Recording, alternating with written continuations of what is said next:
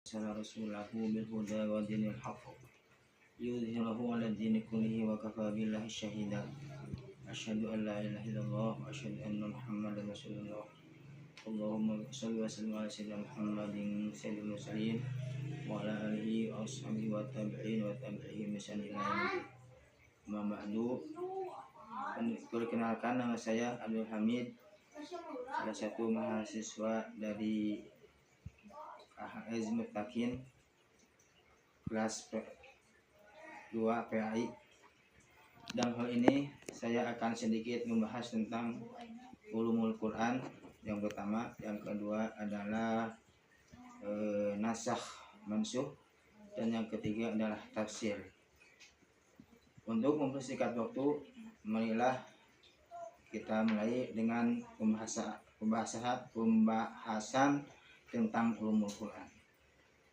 Apa itu ulumul Quran?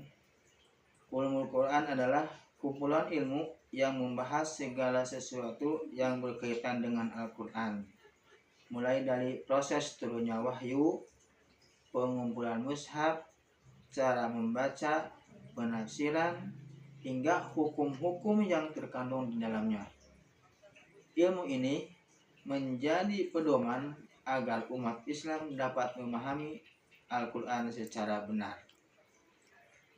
Kemudian, ruang lingkup ulumul Quran contohnya seperti asbabun nuzul, makiyah dan madaniyah, kemudian nasikh mansukh, kemudian qiraat, tajwid, tafsir, jam'ul Quran, i'jazul Quran atau kemujizatan Al-Quran, dan kemujizat Al-Quran. Terus apa tujuannya memahami atau mempelajari ilmu Al-Quran? Yaitu memahami Al-Quran dengan benar. Terus apa tujuannya memahami ulumul Quran? Memahami Al-Quran dengan benar, mengetahui sejarah turunnya Al-Quran, menghindari kesalahpahaman dalam menafsirkan ayat, mengetahui hukum-hukum yang terkandung di dalam Al-Quran, kemudian menumbuhkan kecintaan dan keimanan kepada Al-Quran. Jadi kesimpulannya adalah ulumul Quran yaitu ilmu yang mempelajari seluruh aspek tentang Al-Quran.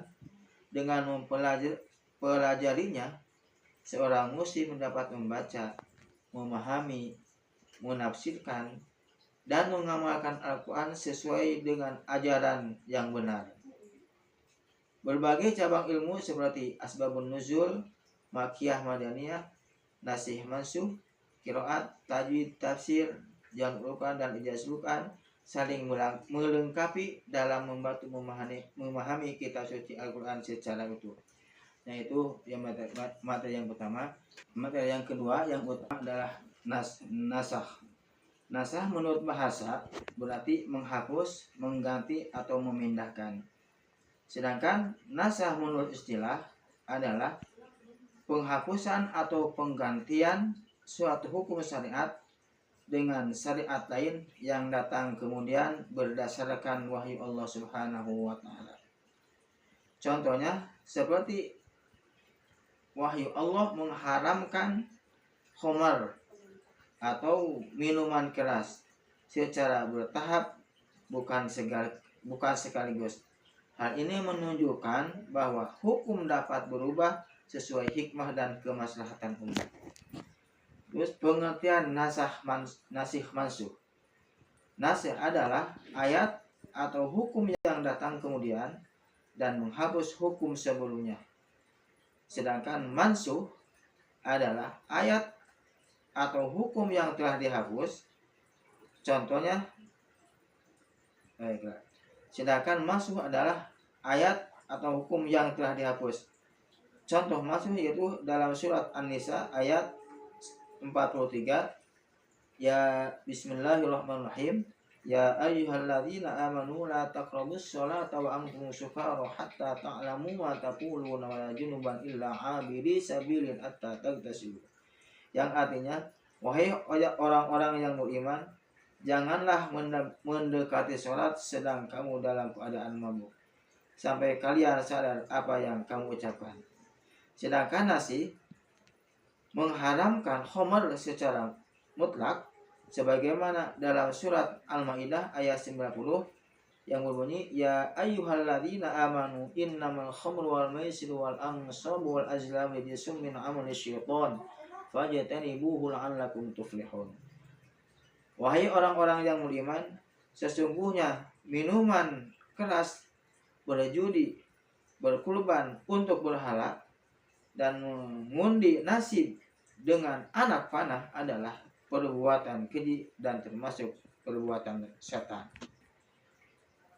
Syarat terjadi nasah agar suatu hukum dapat dinasah harus memenuhi syarat, yaitu yang pertama, hukum yang dihapus merupakan hukum syariat. Yang kedua, ada dalil syariat yang datang setelahnya. Dan yang ketiga, hukum sebelumnya tidak dapat dibatasi oleh waktu. Contohnya seperti perubahan arah kiblat dari Masjidil Aqsa di Baitul Maqdis ke Masjidil Haram di Makkah Al-Mukarramah merupakan nasah karena diperintahkan langsung oleh Allah Subhanahu wa taala melalui wahyunya. Selanjutnya macam-macam nasah. Bacaan dan hukumnya sama-sama dihapus. Artinya ayat sudah tidak dibaca lagi dan hukumnya juga tidak berlaku. Contohnya seperti hadis Aisyah tentang ayat 10 kali susuan kemudian menjadi 5 kali susuan, lalu bacaan dan hukumnya juga dihapus. Kemudian bacaannya tetap, hukumnya dihapus. Ayat Al-Qur'annya dibaca tetapi hukumnya diganti. Contohnya seperti larangan khamr dalam surat Al-Baqarah ayat 219, An-Nisa ayat 43 dan Al-Maidah ayat 90. Ayat pertama dan yang kedua dibaca, tetapi hukumnya telah disempurnakan oleh ayat terakhir. Contohnya seperti perintah bersabar terhadap gangguan orang kafir pada masa awal Islam. Kemudian diganti dengan hukum berjihad ketika kaum muslimin telah kuat. Yang seterusnya bentuk nasah. Yang pertama, Al-Quran dinasah oleh Al-Quran. Contohnya, pengharaman khamr secara bertahap hingga akhirnya diharamkan sepuluhnya. Sesuai kisah Al-Quran ayat Maidah ayat 90. Yang kedua, Al-Quran dinasah oleh sunnah. Menurut Imam Malik, Abu Hanifah dan Ahmad bin Hanbal, hal ini diperbolehkan dengan hadis mutawatir. Sedangkan Imam Syafi'i tidak membolehkan. Yang ketiga, sunnah dinasah oleh Al-Quran. Contohnya seperti perubahan kiblat yang asalnya menghadap Masjidil Aqsa, kemudian Allah memerintahkan menghadap Ka'bah di Masjidil Haram. Sebagaimana dalam Al-Quran ayat 144 dalam surat Al-Baqarah. Qad nara taqalluba wajhika fis sama'i falanwalliyannaka qiblatan tardaha fawalli wajhaka syatrul masjidil haram. Seterusnya, sunnah dinasah oleh sunnah. Seperti apa contohnya? Yaitu Nabi Muhammad SAW pernah melarang ziarah kubur. Kemudian Rasulullah bersabda, dahulu aku melarang kalian berziarah kubur. Sekarang berziarahlah. Nah, larangan tersebut dihapus oleh hadis yang datang kemudian. Terus, hikmah adanya nasah. Yang pertama, menunjukkan kesempurnaan ayat syariat Islam dan memberikan kemudahan bagi umat. Yang ketiga, menjaga kemaslahatan manusia. Yang keempat, menguji keimanan dan ketaatan umat. Yang kelima, membantu memahami perkembangan hukum Islam. Dan yang keenam menjadi dasar penting dalam menafsirkan ayat-ayat Al-Quran. Ayat-ayat Al-Quran. Jadi kesimpulannya, nasah merupakan bagian penting dalam ulumul Quran yang menjelaskan perubahan hukum syariat berdasarkan wahyu Allah Subhanahu wa taala demi kemaslahatan umat. Dengan memahami nasah dan mansuh, seorang muslim mendapat mengetahui ayat mana yang masih berlaku hukumnya dan ayat mana yang telah diganti, sehingga tidak keliru dalam mengambil hukum dari Al-Quran. Materi yang ketiga yaitu pengertian tafsir. Secara bahasa, tafsir berasal dari kata al-fasl yang berarti menjelaskan, menerangkan, atau menyingkap sesuatu yang masih samar. Kemudian tafsir secara istilah atau menurut istilah adalah ilmu yang membahas cara memahami, menjelaskan, dan menerangkan makna ayat-ayat Al-Quran sesuai maksud Allah Subhanahu wa taala. Contohnya seperti dalam surat Al-Fatihah yang berbunyi iyyaka na'budu wa iyyaka nasta'in. Hanya kepada Engkaulah kami menyembah dan hanya kepada Engkaulah kami memohon pertolongan. Tafsir ayat tersebut menjelaskan bahwa seorang muslim hanya boleh beribadah dan memohon pertolongan kepada Allah Subhanahu wa taala. Kemudian pengertian tafsir menurut para ahli, yang pertama adalah Abu Thalib As-Sa'labi. Menurut Abu Thalib As-Sa'labi, tafsir adalah penjelasan terhadap makna teks Al-Quran, baik makna sebenarnya maupun makna kiasan. Yang kedua adalah menurut Az-Zarkasi, tafsir merupakan ilmu untuk menjelaskan makna Al-Quran serta maksud yang dikehendaki Allah Subhanahu wa taala. Ya, kemudian menurut Abu Anwar, tafsir adalah usaha mengungkap makna yang terkandung di dalam ayat-ayat Al-Quran. Kemudian seterusnya sejarah penafsiran Al-Quran. Penafsiran Al-Quran yang pertama adalah pada masa Rasulullah SAW. Nabi Muhammad SAW menjelaskan sendiri makna ayat-ayat yang belum dipahami para sahabat. Contohnya seperti dalam kisah surat Al-An'am ayat 82 yang berbunyi ya alladzina amanu wa lam yalbisu imanahum bidzulmin ulaika lahumul amnu wa hum muhtadun. Nabi menjelaskan bahwa yang dimaksud adalah syirik, bukan sekadar berbuat zalim kepada orang lain. Kemudian setelah masa Rasul, seterusnya kepada masa sahabat. Para sahabat menafsirkan Al-Quran berdasarkan penjelasan Nabi. Tokoh-tokohnya seperti Abdullah bin Abbas, Abdullah bin Mas'ud, dan Ali bin Abi Thalib. Kemudian diteruskan kepada masa tabi'in. Para tabi'in mempelajari tafsir dari para sahabat lalu mengembangkannya.